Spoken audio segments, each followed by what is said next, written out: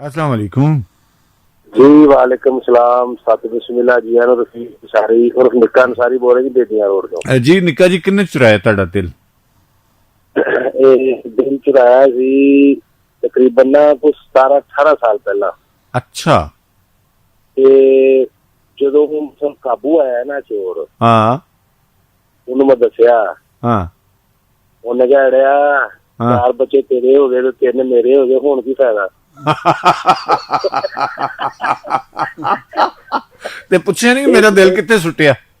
ਇਹ ਜੈਨੂਇਨ ਗੱਲ ਜੀ, ਮੈਂ ਤੁਹਾਨੂੰ ਦੱਸਣ ਦਿਆ, ਆਮ ਗੱਲ ਨਹੀਂ ਦੱਸਣ ਦਿਆ। ਨਹੀਂ ਨਿੱਕਾ ਜੀ ਮੇਰੀ ਗੱਲ ਸੁਣੋ, ਤੁਸੀਂ ਇਹ ਨਹੀਂ ਕਿਹਾ ਕਿ ਮੇਰਾ ਦਿਲ ਕਿੱਥੇ ਸੁੱਟਿਆ, ਖਾਲੇ ਸੁੱਟਿਆ, ਵਹਿਣੀ ਸੁੱਟਿਆ, ਖੂਹ ਸੁੱਟਿਆ, ਰੜੇ ਸੁੱਟਿਆ, ਵਾਂਢ ਚ ਸੁੱਟਿਆ ਕਿ ਕਿਤੇ ਕਿਕਰਾਂ ਵਿੱਚ ਟੰਗਿਆ ਸੀ? ਨਹੀਂ, ਉਹਨੇ ਕਿਹਾ ਤੂੰ ਤੇ ਚਲੋ ਚੋਰੀ ਕਰਵਾ ਲਿਆ, ਹਾਂ ਤੇ ਪਰ ਇਹ ਕਿ ਤੂੰ ਦੱਸਣ ਲੇਟ ਦਿਆ, ਹੁਣ ਮੈਨੂੰ ਚੇਤਾ ਭੁੱਲ ਗਿਆ। ਤੇ ਉਹਨੇ ਕਿਹਾ ਮਸਲਾ ਟਾਈਮ ਨਾਲ ਦੱਸਿਆ ਹੁੰਦਾ, ਉਦੋਂ ਦੱਸਿਆ ਹੁੰਦਾ, ਚਲੋ ਆਪਾਂ ਆ ਵੀ ਕਰਦੇ।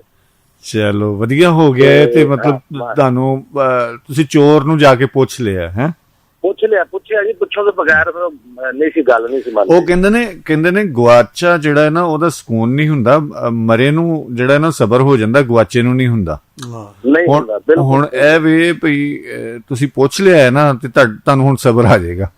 ਹਾਂ ਸਬਰ ਆ ਜਾਏਗਾ ਜੀ। ਖਾਲਦ ਬੱਟ ਸਾਹਿਬ ਵਾਸਤੇ ਤੇ ਮਿਸਰੀ ਵਲੀ ਅੱਲਾ ਮਲਕ ਸਾਹਿਬ ਵਾਸਤੇ ਨੇਕ ਤਮੰਨਾ। ਜੀ ਵਾलेकुम अस्सलाम, बहुत मेहरबानी जी, शुक्रिया। ਰੱਬ ਰੱਖਾ। जी।